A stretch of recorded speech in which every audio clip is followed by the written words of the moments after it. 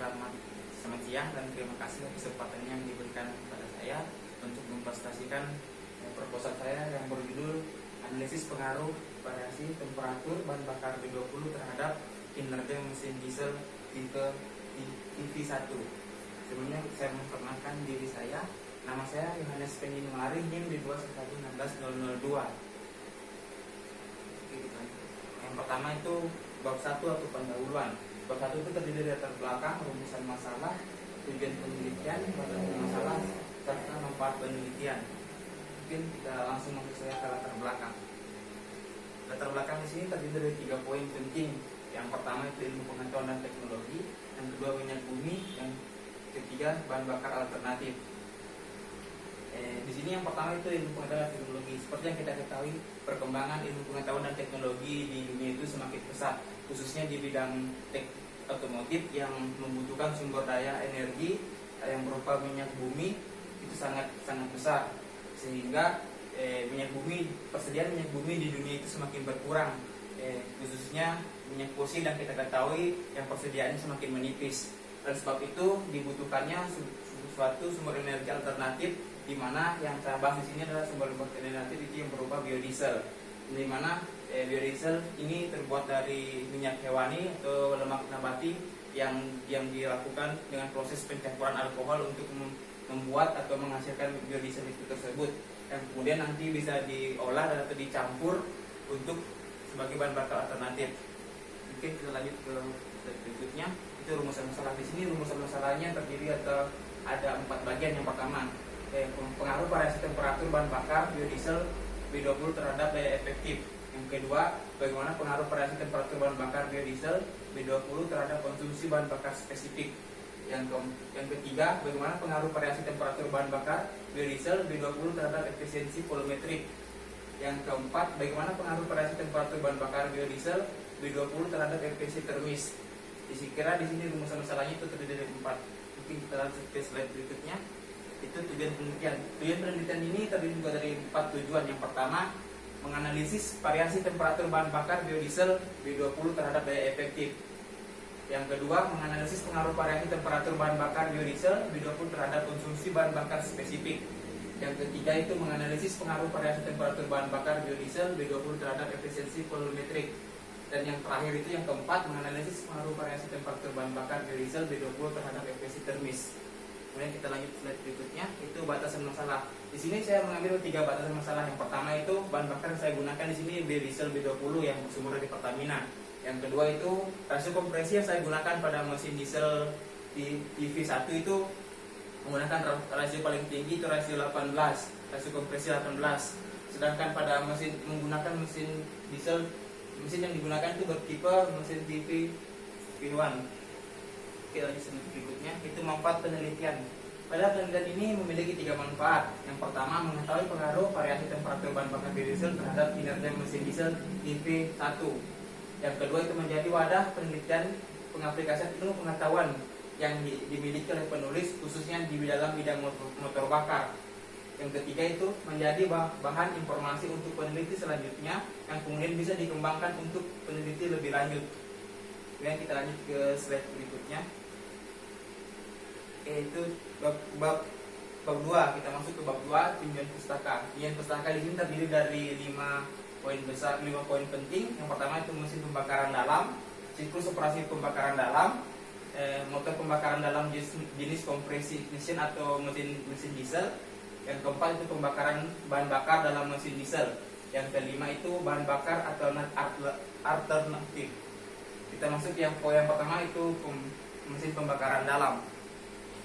Di sini mesin pembakaran dalam adalah merupakan mesin pembakaran yang merubah energi kimia menjadi energi mekanik. Di mana energi kimia di sini energi bahan bakar yang dicampur dengan udara diubah terlebih dahulu menjadi energi termal atau energi panas yang kemudian akan beroksidasi dengan oksida sehingga temperatur dalam ruang bakar meningkat. Sehingga temperatur dalam ruang bakar meningkat, gas bertekanan tinggi dan ruang bakar berekspansi menggerakkan torak dan menghasilkan gerak mekanis atau yang biasa kita sebut dengan daya. Mungkin kita lanjut ke slide berikutnya, yaitu siklus operasi motor pembakaran dalam. Siklus operasi motor pembakaran dalam ini terdiri dari dua siklus. Berdasarkan siklusnya terdiri dari dua. Yang pertama siklus 2 tak dan siklus 4 tak, di mana masing-masing siklus 2 tak dan 4 tak itu memiliki perbedaan dalam gerak. Itu terdiri dari perbedaannya itu terletak pada putaran cross angle-nya. Kalau motor siklus 2 tak itu dia memerlukan 1 kali putaran cross angle untuk menghasilkan satu kerja, sedangkan motor 4 tak itu membutuhkan 2 kali putaran cross angle untuk melakukan 1 kali kerja. Itu mungkin itu secara umum mengenai operasi motor pembakaran dalam. Mungkin kita lanjut ke slide berikutnya, itu motor pembakaran jenis kompresi injeksi atau yang secara khusus itu motor diesel yang kemudian nanti akan lebih lanjut diteliti oleh peneliti. Konsep pembakaran dalam mesin diesel adalah proses penyalaan kompresi udara dengan tekanan tinggi, yang mana motor diesel ini memiliki kompresi lebih tinggi dibandingkan motor bensin, di mana motor bensin itu memiliki kompresi 7 sampai 10, sedangkan motor diesel itu memiliki kompresi 14 sampai 22. Di mana juga motor diesel ini terdiri dari dua bagian, yaitu secara umum mesin 2 langkah dan mesin 4 langkah, yang nantinya di mana pada penelitian saat ini yang kami gunakan di sini adalah mesin 4 langkah. Kita lanjut ke slide berikutnya, itu pembakaran bahan bakar pada mesin diesel. Ya, sini pembakaran bahan bakar pada mesin diesel. Kriteria semprotan bahan bakar dipengaruhi oleh karakteristik fisik atau karakteristik dari bahan bakar tersebut. Tentunya viskositas, tegangan permukaan, di mana bila viskositasnya semakin tinggi, maka profesi bahan bakar menghasilkan semprotan yang semakin panjang. Sedangkan apabila kenaikan tekanan dan suhu yang menyebabkan fase cairan semprotan menjadi lebih pendek atau lebih tipis. Hal ini akan mempengaruhi proses pembakaran, di mana pada kriteria semprotan bahan bakar ini itu dapat dipengaruhi oleh suhu bahan bakar, suhu udara yang masuk, di mana jika suhu bahan bakar ini diasumsikan ditingkatkan, maka semprotan bahan bakar itu akan semakin pendek dan semakin perabotannya akan semakin sempurna atau bisa disebut lebih baik ketimbang tidak dipanasi. Kita lanjut ke itu tahap pembakaran mesin diesel. Di sini dapat kita lihat pada grafik pembakaran. Yang pertama itu tahap pertama itu periode kelambatan pembakaran, di mana dapat kita lihat di sini dari mula injeksi sampai mula pembakaran itu disebut perlambatan pembakaran, yang dimana diasumsikan bila jarak antara mulai injeksi sampai mulai pembakaran itu semakin pendek, maka diasumsikan bahwa pembakaran dalam ruang bakar itu semakin sempurna. Yang kedua itu adalah tahap pembakaran cepat atau tidak terkendali, di mana pada mulai pembakaran di sini pada tahap ini itu bahan bakar sudah mulai terbakar karena adanya tekanan yang tinggi dan temperatur tinggi di dalam ruang bakar yang menyebabkan bahan bakar itu terbakar dengan sendirinya.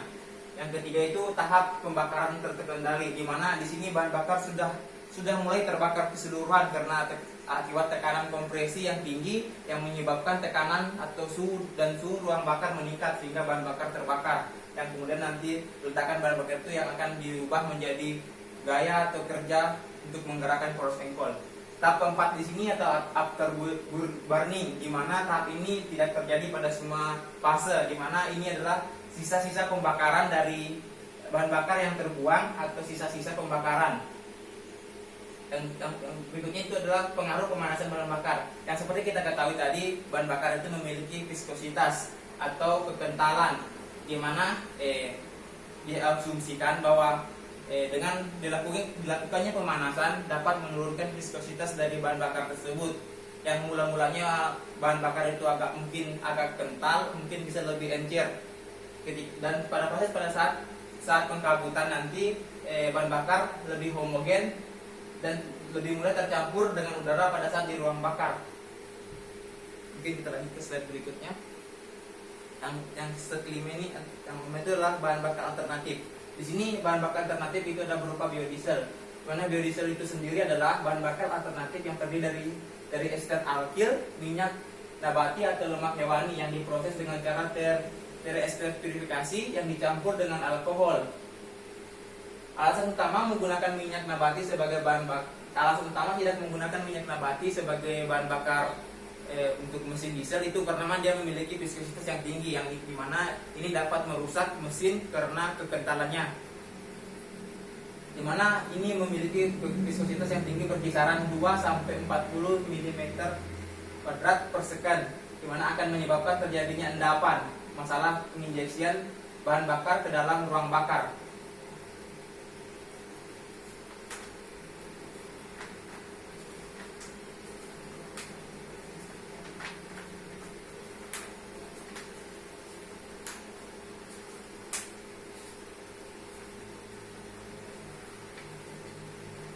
Nah, selain itu, biodiesel ini diasumsikan dia memiliki kadar karbon yang sangat rendah atau bisa dibilang tidak memiliki kadar karbon, sehingga dia sangat baik untuk digunakan sebagai bahan bakar alternatif yang dapat mengganti minyak fosil. Kita lanjut ke slide berikutnya. Yang bab ketiga itu adalah metode penelitian.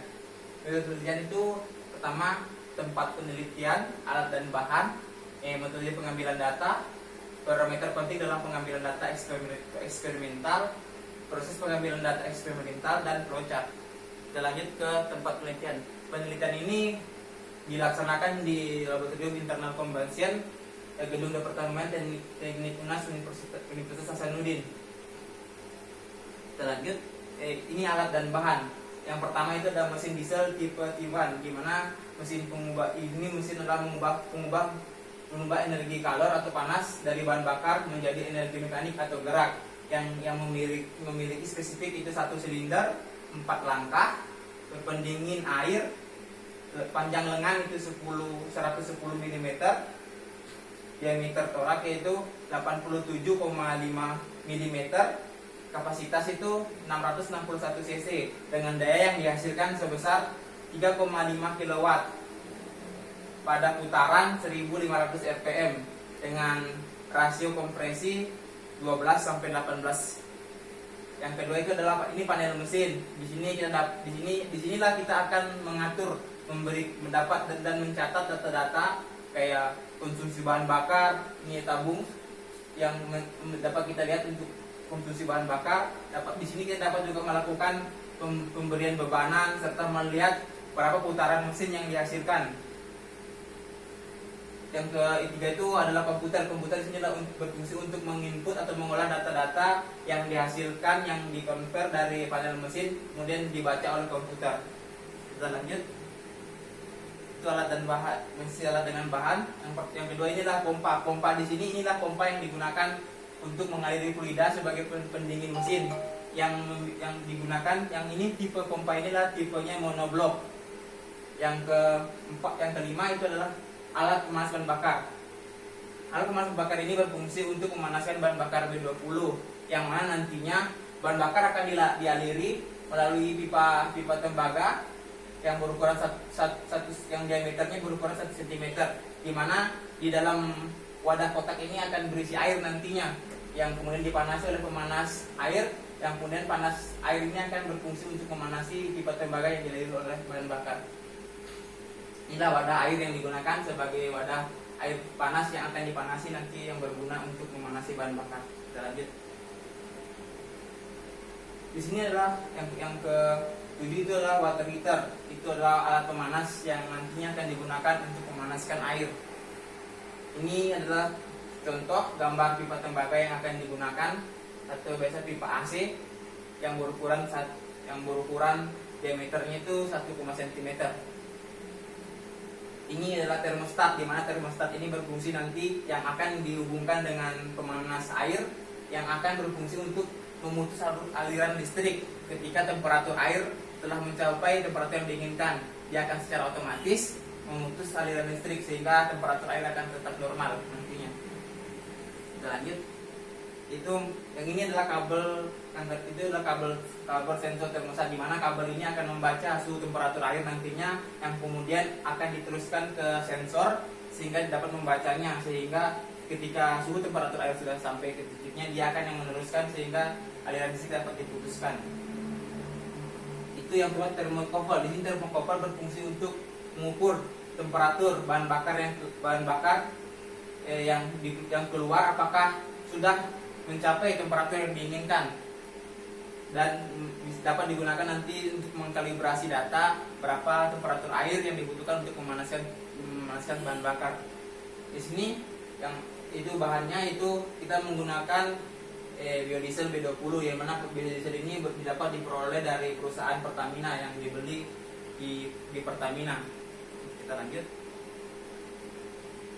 Metode pengambilan data yang pertama itu studi literatur, di mana di sini saya mengumpulkan informasi dari buku-buku, dari Google, dari jurnal-jurnal penelitian untuk panduan atau referensi pada saat penelitian nantinya. Yang kedua itu mendesain dan membuat alat pemanas bahan bakar, di mana pada saat mendesain alat pemanas bahan bakar ini saya menggunakan Autodesk Fusion 30 dengan ukuran yang telah ditentukan. Setelah selesai mendesain alat pemanas bahan bakar, kemudian saya melakukan proses perakitan atau pembuatan alat pemanas bahan bakar tersebut. Kita lanjut.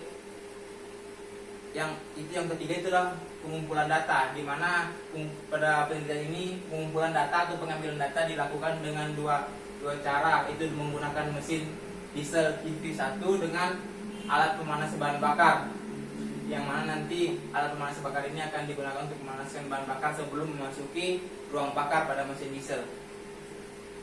Yang keempat itu eksperimental, di mana pengambilan data dilakukan secara eksperimen. Kita lanjut. Pak, ini ada dua parameter penting dalam pengambilan data eksperimental. Yang pertama temperatur bahan bakar. Temperatur bahan bakar yang digunakan, yang akan diteliti pada penelitian ini itu menggunakan temperatur awal atau yang 29 derajat Celcius, 50 derajat Celcius, 60 derajat Celcius, hingga yang terakhir itu 70 derajat Celcius. Kenapa saya mengambil sampai 70 derajat?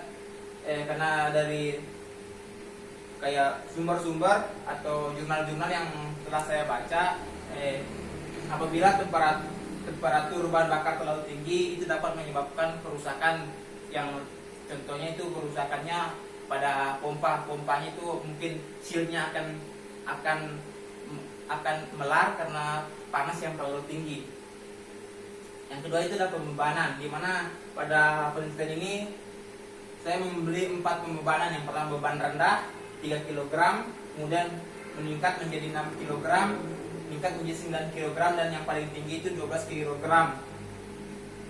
Dan kita ketahui juga mesin diesel ini hanya mampu mencapai beban tertinggi, yaitu beban 12 kg. Kita lanjut.